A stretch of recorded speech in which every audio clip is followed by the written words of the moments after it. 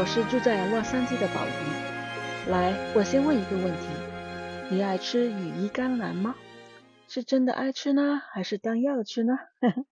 其实我自己是个过来人，以前我根本不吃羽衣甘蓝，而现在它成了我家餐桌上的常备菜。接下来我分享的6个常识，也许可以让你爱上吃，或者更爱吃羽衣甘蓝。第一个常识，自己种。其实我以前不爱吃的是从超市买回来的羽衣甘蓝，觉得又硬又老又没味道。然而去年我无心插柳的种了羽衣甘蓝，才发现它可以那么爽嫩，既有充满生机的青菜味，又有醇厚的坚果味，很好吃。而且自己种的菜是纯有机的，采下来就下锅，非常新鲜。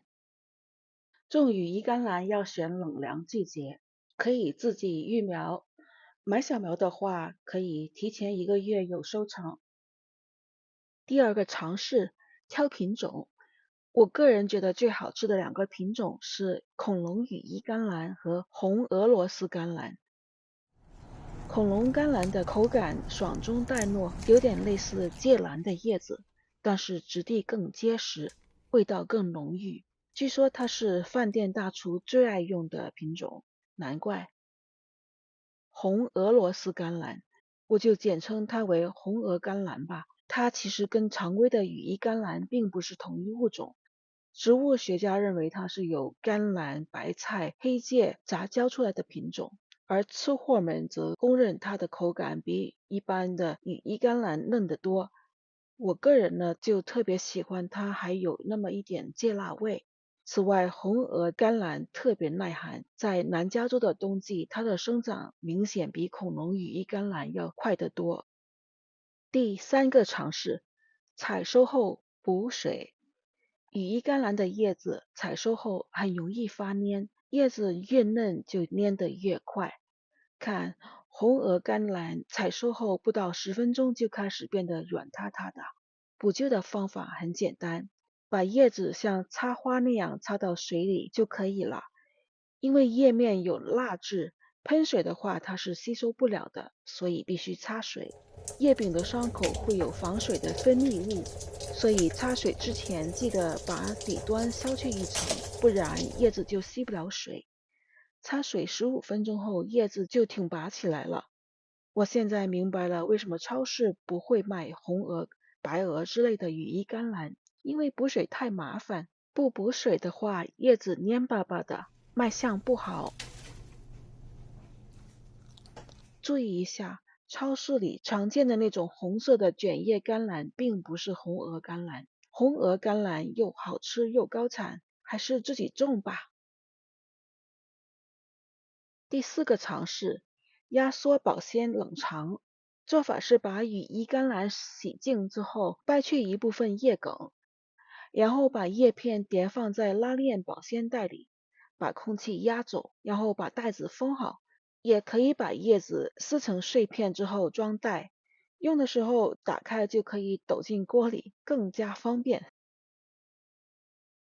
把封好的袋子放冰箱里，上面可以压上比较沉重的蔬菜，防止空气进入。用这个办法可以把羽衣甘蓝冷藏长达2个星期，都依然新鲜。第5个常识，去梗。羽衣甘蓝的菜梗的苦味比较重，而且纤维又多又粗，所以一定要尽量去掉，口感才会好。去梗非常容易，把手指压紧菜梗的2侧，快速一撸就可以把叶片撸下来了。如果菜梗比较细小的话，那就把菜梗拿去堆肥，化作春泥更护花。如果是肉嘟嘟的菜梗，那用处就很多了，譬如我们可以把它用来做汤。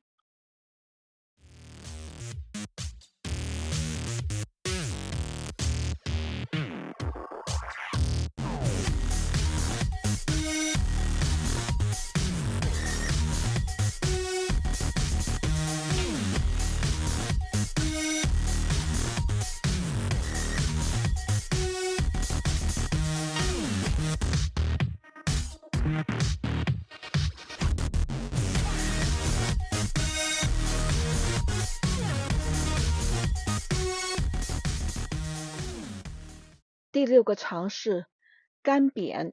先把油用大火烧热，放蒜蓉，放盐，然后放撕开了的叶片，把叶片翻炒到杀青的状态，然后盖锅，把火调到最小，焖上2分钟，用酌量鸡粉加少量的水调和。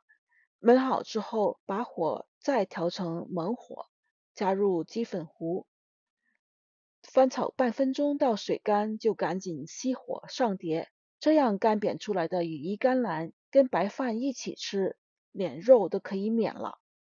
干煸更能突出羽衣甘蓝叶子的厚重鲜嫩，更好的保留它浓郁的坚果味。